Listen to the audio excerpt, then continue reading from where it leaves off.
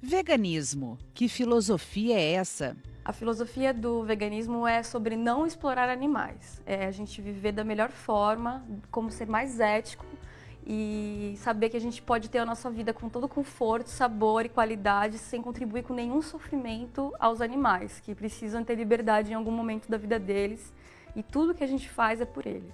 O número de pessoas veganas no país e no mundo cresce a cada dia. Quanto maior a informação, esclarecimento, maior a conscientização desse novo estilo de vida. Aqui na região, na Baixada Santista, está cada vez mais forte, né?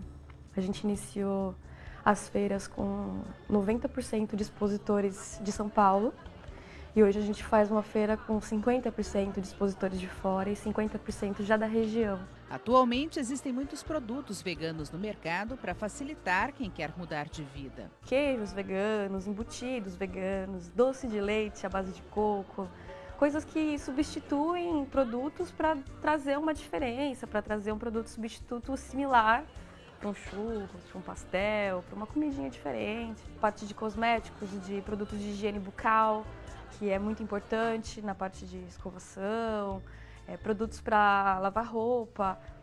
E também a gente ensina em muitas formas como produzir isso em casa, para você evitar de comprar, né? A gente tem as indicações de mercado comum, de supermercado de bairro, mas a gente também ensina você a produzir em casa de forma menos poluente, menos agressiva, né? Mas não é tão simples se tornar um vegano e deixar de lado a carne, o ovo, o leite. Essa família sentiu dificuldade. Pai médico e mãe técnica em nutrição se tornaram veganos com o filho. Detalhe, na época Yuri tinha 5 aninhos. Aline conta melhor essa história. Para ele sempre foi óbvio de que ele não devia comer um animal. Desde muito pequenininho que ele começou a identificar que ele estava comendo um animal, ele não aceitava de jeito nenhum. Nem ovo, nem leite. Se veio de um animal para ele não podia comer de jeito nenhum. A gente ainda resistiu por alguns anos, eu ainda achava que precisasse e tentava disfarçar na comida dele de alguma forma. Com 5 para 6 anos que ele começou a ler rótulo, embalagem e vendo que eu estava enganando ele não aceitou de jeito nenhum.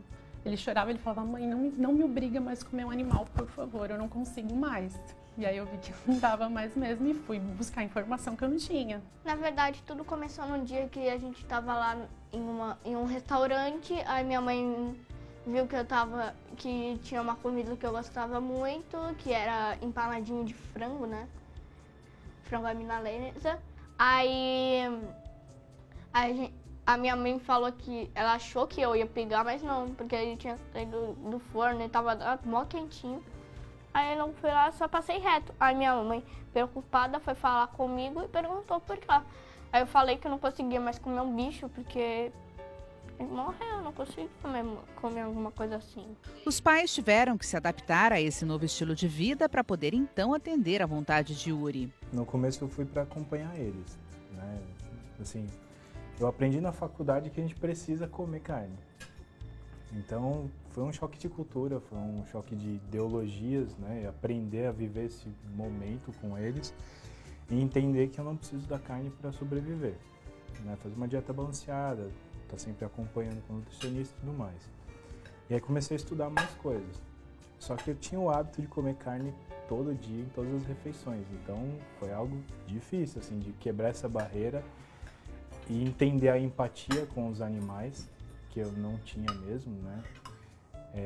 Gosto de bicho, eu sempre gostei, mas assim, não me preocupava se eles estavam sendo mortos para virarem comida. E entender que eu também não preciso me alimentar deles, né, do cadáver deles, porque é uma nutrição que vem da terra, né? Existe já trabalhos científicos que complementam tudo isso, que dão validade a esse tipo de dieta. E você não vê vegetarianos veganos morrendo aí por falta de proteína, que é um dos grandes mitos que existe. A alimentação da família hoje tem de tudo, de origem vegetal.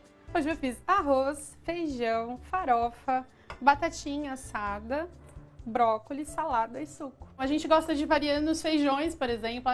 Uma semana eu faço feijão branco, outra eu faço feijão preto, outra eu faço um outro tipo de feijão, ou grão de bico, ou lentilha. A gente vai variando assim.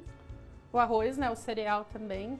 A folha verde escura, então uma semana eu dou ênfase para couve, faço salada de couve, ponho couve no suco, faço couve refogada. Na outra semana eu faço mais brócolis, na outra eu faço mais rúcula ou agrião, a gente vai variando assim. mas não tem nenhum mistério.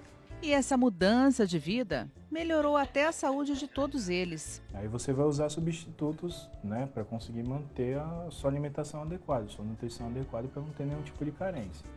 Mas falando de saúde, você consegue ser vegano saudável tranquilamente, não precisa se alimentar de nenhum derivado animal. Você achou que você melhorou assim como pessoa, saúde, tudo? Sim, é notório, assim, disposição, como é que eu posso dizer, o cansaço que eu sentia, principalmente depois dos plantões, diminuiu muito, sonolência, o bem-estar, o fato de se alimentar sem passar mal depois. Antigamente a gente tinha muito gastrite, refluxo, comia pizza, comia churrasco, passava mal. Hoje mesmo, dentro do veganismo, comendo esse tipo de alimento, substituto, a gente não passa mais. Hoje, olha que curiosidade. E me diga uma coisa, até os gatos são veganos? Eles são. E são animais estritamente carnívoros, né? Só que quando eu descobri que no Brasil chegou ração 100% vegetal, 100% balanceada, com tudo que eles precisam, aí eu não tive dúvida. Eles se adaptaram, estão super bem. Legal. E mudou na vida deles o quê? Eles estão mais dispostos, o que estava muito acima do peso perdeu esse sobrepeso. A digestão deles está melhor, o cheiro praticamente sumiu. Sumiu?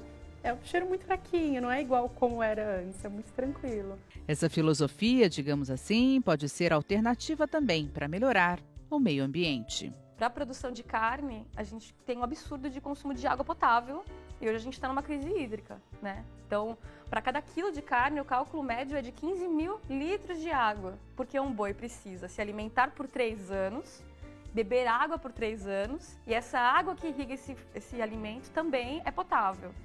Então, esse cálculo feito para um animal de abate ser abatido entre 2 anos e meio, 3 anos, que é a idade que um boi vai render, ele consome um absurdo de água para render 200 quilos de carne. Então, por exemplo, com a mesma demanda de água que e recursos naturais para você produzir 200 quilos de carne, você produziria 5 toneladas de feijão.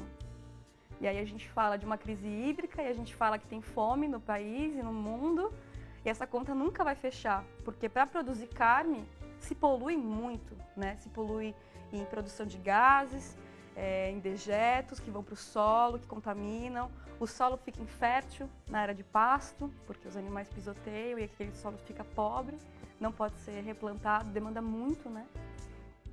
E essa conta poderia ter sido revertida totalmente para vegetais e alimentar as pessoas com toda a quantidade de proteínas e vitaminas necessárias, sem ninguém estar sofrendo aí para isso, né?